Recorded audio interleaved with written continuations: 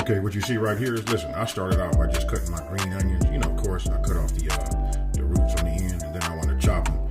I only use this as an example so you guys can see, you know, just about the size. And also, I put the white part of the green onion inside there also. And then the next thing, you know what I used? I used fresh parsley. If you ask me, my opinion is, you know, I'm sure everybody agrees with this. You know, fresh is just always better. So just fresh parsley. I made a lot of it because I like to use it for garnish. And listen, it brings an amazing taste to it. Now here you can just see me, you know what? I use this as an example also just to show you, you know, how far I went as far as cooking my bacon. You know, I didn't want to cook it all the way. I still wanted to be, you know, I'm thinking about, you know, the thumbnail, and I'm thinking about, you know, it can be just a little bit crisp and just a little bit soft. Now look, okay, you get your pot. You want to go ahead and pour your chicken broth inside of your pot, and then you want to bring it to a boil. Once you have it boiling, you don't want it to boil too long because you can evaporate, you know, some of your chicken broth will evaporate. So now you just want to get your, you know, get your 1 cup of uncooked grits. Go ahead and put it, you know, put it in. And then listen, you want to continuously stir them so they don't get too thick on you. You know what I mean? So then go ahead, after you finish stirring them, go ahead and put the top on there, and then you want to let them simmer. I adjusted my heat. Now it's up to you, you know, as far as the texture and how thick you would like for it to be. You can always add some more chicken broth to it. Here you can see that I'm adding some butter. Those were 3 tablespoons of butter. You know, salt and pepper. You know what I mean? And then listen, while it's hot, you want to just keep stirring it. You know what I mean? And again, you're looking for the texture that you would like to eat your grits in. I like mine a little thick. And now for the good part.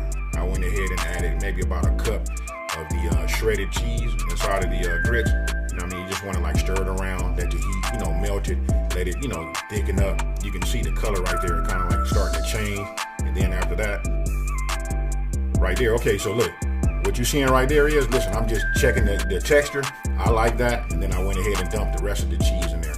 And that was 2 cups of cheese.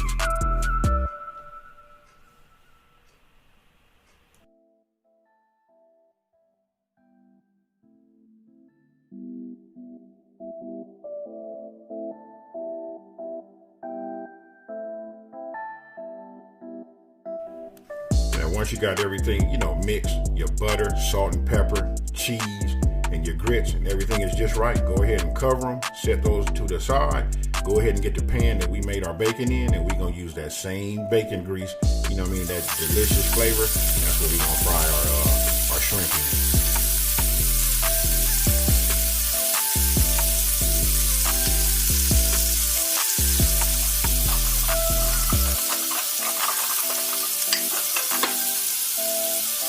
Now remember, it doesn't take long for your shrimp to come out right. We want to use a medium-high heat, you know. So right here, I'm sprinkling, you know, Tony's on there, that Creole seasoning.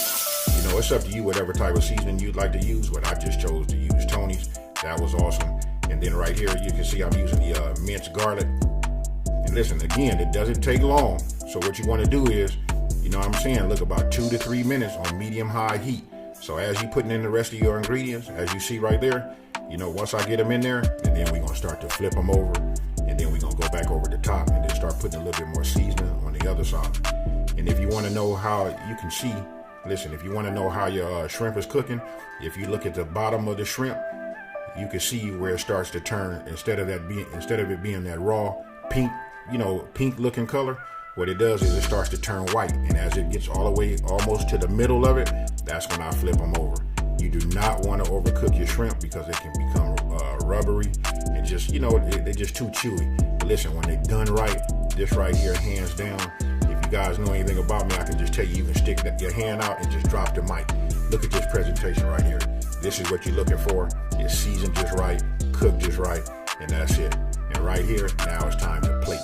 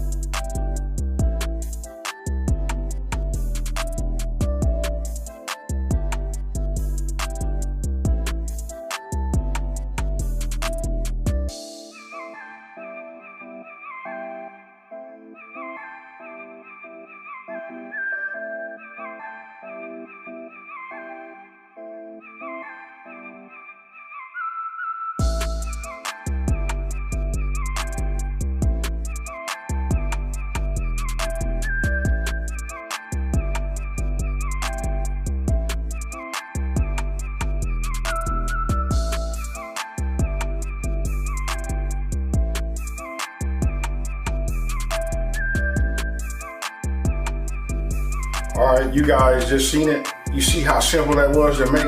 And I promise you, just all of the different individual type of individual flavor profiles that's in there. Listen, it's all tied together. If you ask me, my personal opinion would be, listen, that cheese, that's the binder that just makes it like super, you know, like delicious.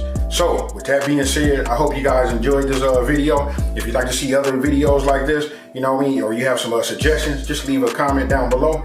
You know what I mean? Listen, I'll write them down, and listen, they put them into the into my book, and listen, we're gonna work them in.